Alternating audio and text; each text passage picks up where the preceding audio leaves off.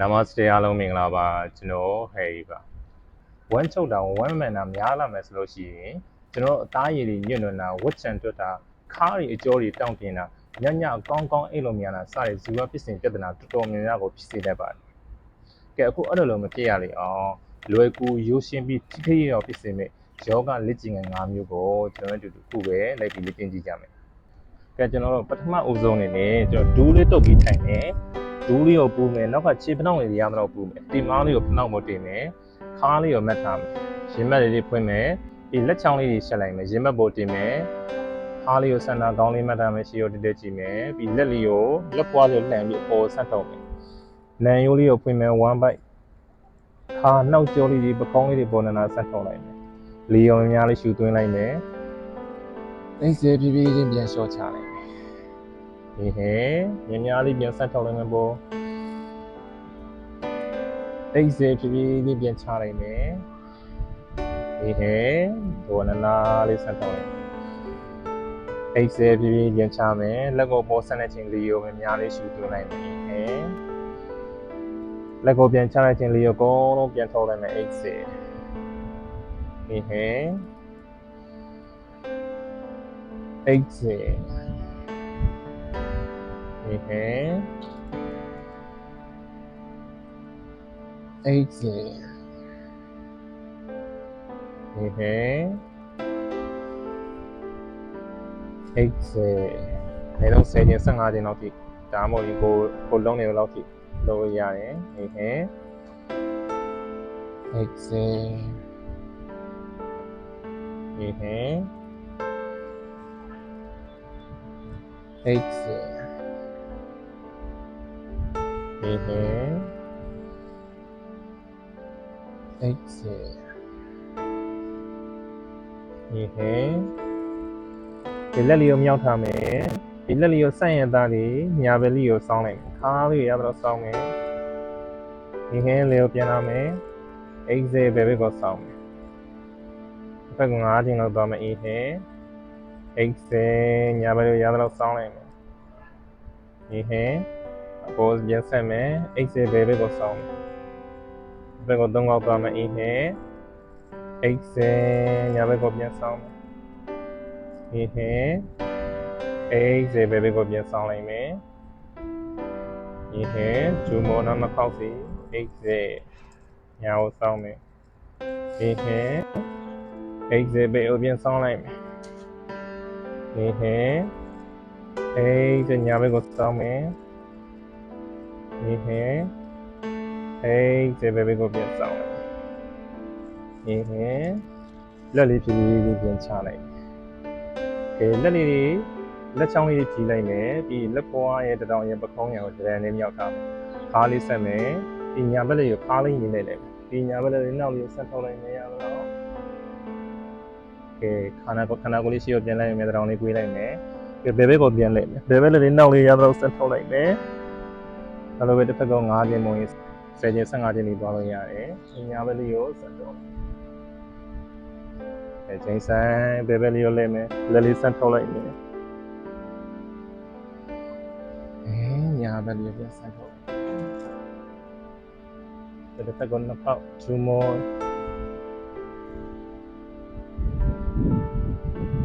okay နောက်နှစ်ပေါက်ဆက်သွားမယ်ဒီဘက်ကဲနောက်ဆုံးပေါက်ဆက်သွားမယ်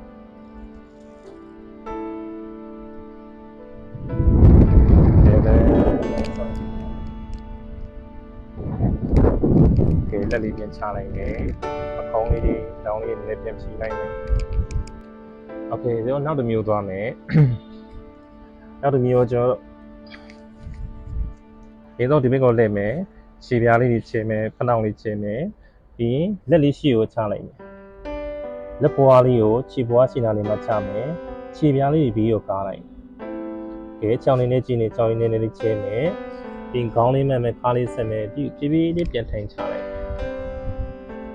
ခါးလေးဆက်လိုက်မယ်ရေမကုတ်ဖွင့်မယ်ပြင်စုံကြောအဓိကဖွင့်မယ်ဒီဒူးလေးကိုပြင်ရတော့ကားထားမယ်ခေါင်းလေးမှတ်ထားမယ်ဒီဒူးလေးဖြည်းဖြည်းလေးပြင်ဆက်လိုက်မယ်ခေါင်းလေးတွေကြောလေးတစ်ခါလေးအောက်ကိုငုံထားမယ်အောက်ကိုဆန်ချထားမယ် ကောင်းလေးပြန်မမယ်ခါးလေးပြန်ဆက်မယ်ဒူးလေးပြန်ကွေးမယ်ပြန်ပြီးစောင်းကြောင်းထိုင်လိုက်မယ်ဒီစုံကြောဖွင့်ထားမယ်ဒူးကိုပြန်ရတော့ကားထားမယ်ခါးလေးဆက်မယ်ကောင်းလေးမှတ်ထားမယ်ပဲဒူးလေးဖြည်းဖြည်းချင်းပြန်ဆန်းထုတ်လိုက်မယ်ခါးလေးဆက်ချမယ်ကောင်းလေးမောင်းမယ်ခါးလေးပြန်မဲ့မယ်ကောင်းလေးပြန်မမယ်ဒူးလေးဖြည်းဖြည်းချင်းချလိုက်မယ်ဒီစုံကြောလေးဖွင့်မယ်ဒူးလေးရောပြီးတော့နောက်နှစ်ခါတော့သွားကြည့်မယ်ခါးလေးတွေအောက်ကိုဆန်းချမယ်ကောင်းလေးတွေပါငုံမယ်ဒူးလေးတွေပါရတော့ဆန်းကြည့်မယ်ကဲခါးလေးပြန်ဆန်းမယ်ကောင်းလေးပြန်မမယ်ဒီပြန်ထိုင်ချလိုက်မယ်โอเคနောက်တစ်ခါတော့သွားကြည့်မယ်exhale ကောင်းလေးပြန်မမယ်ဒူးလေးပြန်ကွေးပြီးထိုင်လိုက်မယ်လက်ပွားလေးတွေပူမယ်တင်စုံကြောအဓိကဖွင့်ထားမယ်ဒူးလေးတွေပြင်ရတော့ကားထားမယ်ခါးဆက်မယ်ရေမဖွင့်မယ်ကောင်းလေးမှမယ်ဒူးလေးကိုဘေးညာလေးရမ်းကြည့်မယ်10 9 one back လေး short ထားမယ်8 7 6 5 4 3 2 and 1 okay ဒီကျွန်တော်ဝါရမောက်အိတ်လိုက်မယ်ဒီချင်းဝါရလေးမောက်အိတ်ပင်ချောင်းလေးဆက်မယ်နောက်ကချီပနှောင်းလေးပူထားမယ်ဒီလက်ပွားလေးကိုရင်ဘက်နာလေးမှာကတ်ထောင်းမယ်တရောင်လေးကိုပေါ်ထောင်းမယ်နောက်ကျော်လေးကြုံထားမယ်โอเคဒီလေးကိုရှူမယ်ရင်ဘက်လေးပေါ်ကောက်လိုက်မယ်ဒီမက်လေးကိုပေါ်ရတော့တွန်းပြင်ထားမယ်ခါးလေးကိုရတော့ကောက်လိုက်မယ်အိတ်စဲပြပြပြင်ချလိုက်မယ်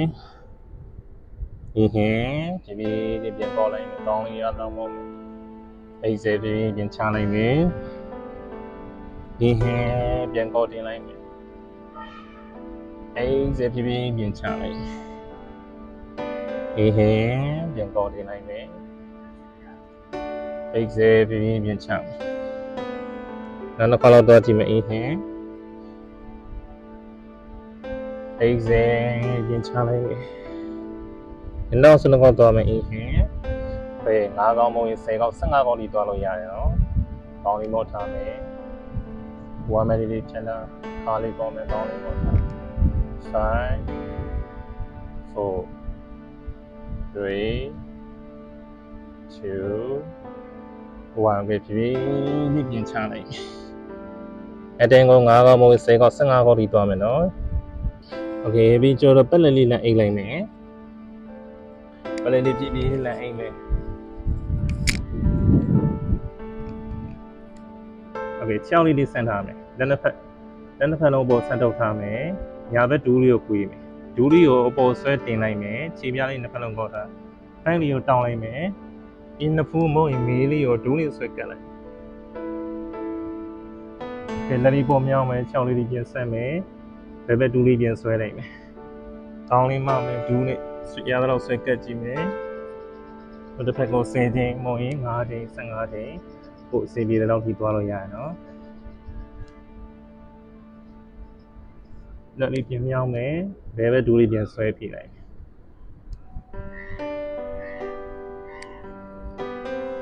ညာဘက်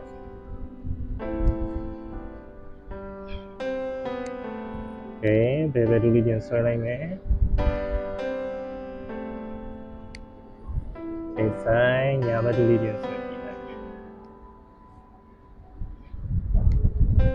ဆိုင်ဘယ်ဒူးလေးပြန်ဆွဲလိုက်မယ်ဒီနောက်ဆွဲတော့လင်းနာနေကြည့်မယ်5 4 3 2 1ဒီဘယ်ဒူးလေးပြန်ဆွဲပြလိုက်မယ်5 4 3 2 1 okay ဒီပြန်လဲချလိုက်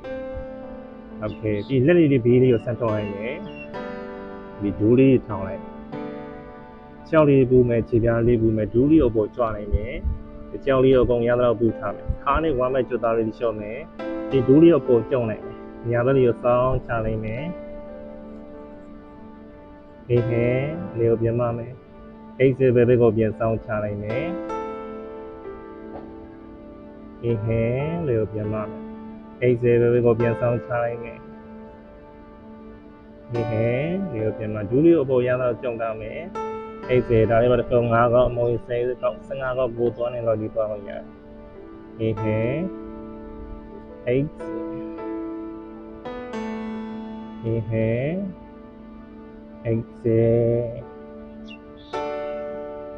inhale exhale ညာပဲ inhale exhale ဒူးလေးရအောင်တော့ပူမယ်ပြီးအပေါ်လေးရအောင်တော့ကြုံ inhale exhale inhale exhale အဲ့တော့3កောက်စီသွားကြည့်မယ် inhale exhale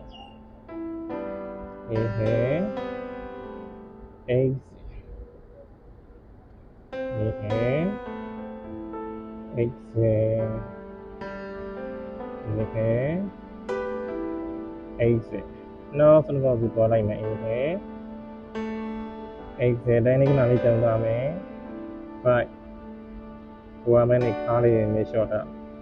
4 3 2 1 inhale exhale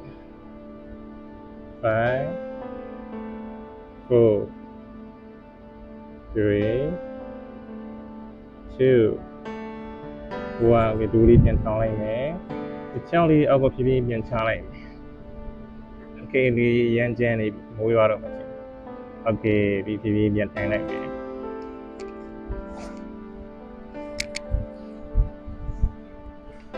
okay ဒီယောဂလေ့ကျင့်ခန်းလေးကိုတစ်ရက်ကို2ကြော့3ကြော့မဟုတ်ရင်တစ်ရက်ကိုတစ်ချိန်လေ့ကျင့်ရုံနဲ့ဒီကျွန်တော်တို့ဝမ်းချုပ်တဲ့ပြဿနာတွေဝမ်းမမှန်တဲ့ပြဿနာတွေဝမ်းမမှန်တာကြောင့်ဖြစ်တဲ့ဒီကျွန်တော်အသားကြီးညှင်းနှွမ်းတာပေါ်ချန်တော့တာညကောင်းကောင်းအိပ်လို့မရတာ